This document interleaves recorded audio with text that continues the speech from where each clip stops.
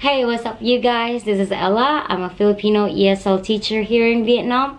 And for today's video, I'm going to talk to you about the accommodation scene here in Vietnam. So for someone like me who has been here for almost 3 years, I can pretty much tell you about the nitty-gritty about the living sitch here in Vietnam. So whether you're a tourist or an expat like me, or maybe somewhere in the middle, you're still trying to see whether this country is for you, I think you should watch this video so that you know what to expect. So if you're considering about your budget, I'm gonna order the accommodations based on which one is the cheapest and the most expensive one. Alright, it's my cat by the way. So for the first accommodation, it's safe to say that the cheapest one would be hostels. I think for tourists and for people who are still looking to see whether they can get a job here in Vietnam, I think this is the first and the best option for you. I was a tourist before, so I know the feeling of not knowing where to go yet. I think you should go to hostels because apart from it being very cheap, you being able to save a hefty amount of money, you get to share living spaces with other people, especially from other countries and other walks of life. So it's a really interesting experience because you get to interact with a lot of people.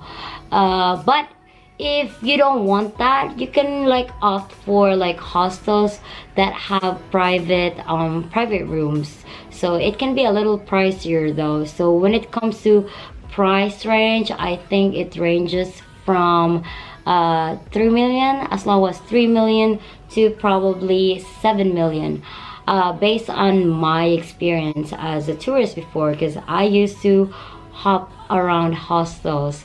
I think the only downside about being in a hostel is that you don't really know who you're going to live with, and it's not that safe, I must say, and you don't really have that much of a privacy that you want. But it all depends on what you really prefer. So usually here in Vietnam, landowners get to live with you in the same setting, but of course you don't live in the same room. Okay, I think I should put my cat down.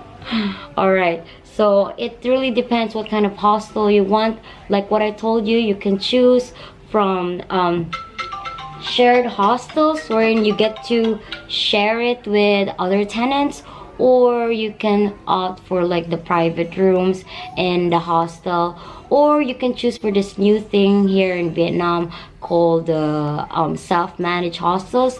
So I actually just heard about this one, but I've seen this one as well. It's actually pretty cool because you get to have your own room, but here's the catch: it's in one compound wherein you get to have neighbors, and I think that's also pretty cool. The only downside, like what I told you, is about security.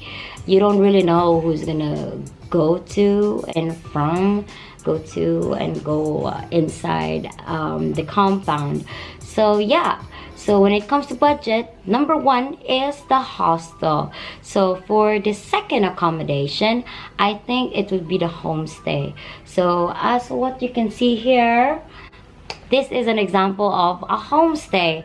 So homestay in general is like staying in somebody else's house. So it's usually owned by a family and they just sublet their rooms for other people. But there are also homestays like this one wherein they have some sort of like an arrangement where they made it like an apartment type.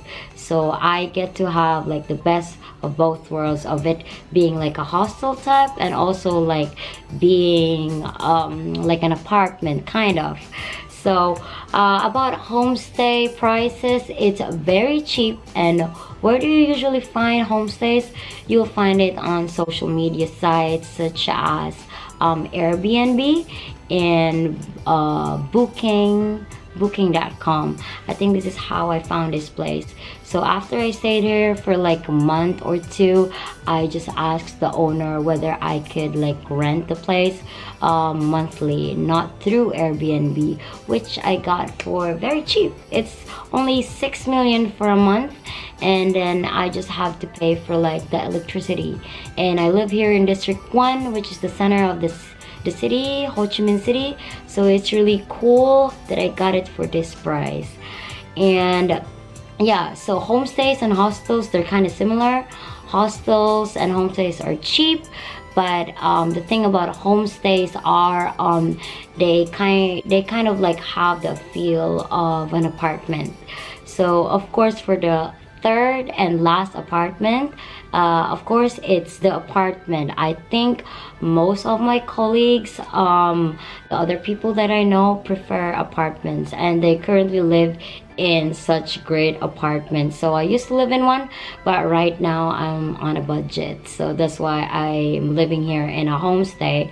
So being in an apartment, I think you really need to have, of course, a hefty amount of cash, because I think here in Vietnam it's very usual, it's like a requirement even, to pay for like 3 months to 5 months deposit before you can actually stay in that apartment. So in the apartment that I used to live in, I had to pay for like 3 months deposit and then 1 month advance.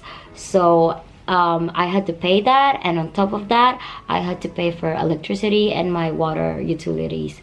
So it comes with a price tag, but that is when you have like decent amount of cash, or whether you're already earning here, I think this is the best apartment for you.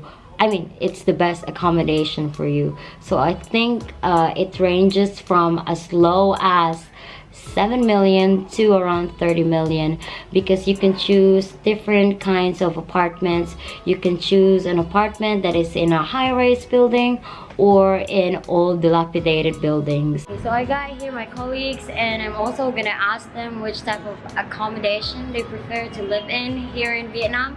So how about you, David? Which one do you prefer? I prefer apartments, specifically serviced apartments, because I'm not big on cleaning. So anything that comes with cleaning, that's what I'm down for. Do you have any idea what's the price range of apartments here? I think it varies on area.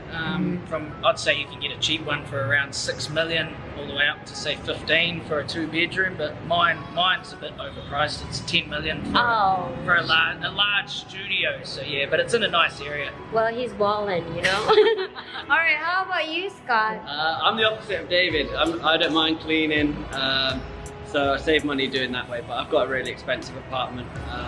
I pay, I didn't want to say, 17 million. Oh wow! I share with my girlfriend. We've got 2 beds. Yeah, that's the best way to save, I guess. Yeah, I think. Find yourself a girlfriend or a boyfriend. I think for me, a recommendation is get someone with a balcony. It's nice to be able to sit out, and yeah, maybe a pool as well. Pool's good, and a gym. All right, they're all balling, guys. If you ask me.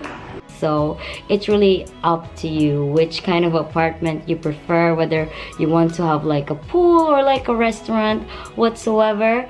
But for me, the only thing I really care about is whether this type of accommodation accepts pets, because I have a cat.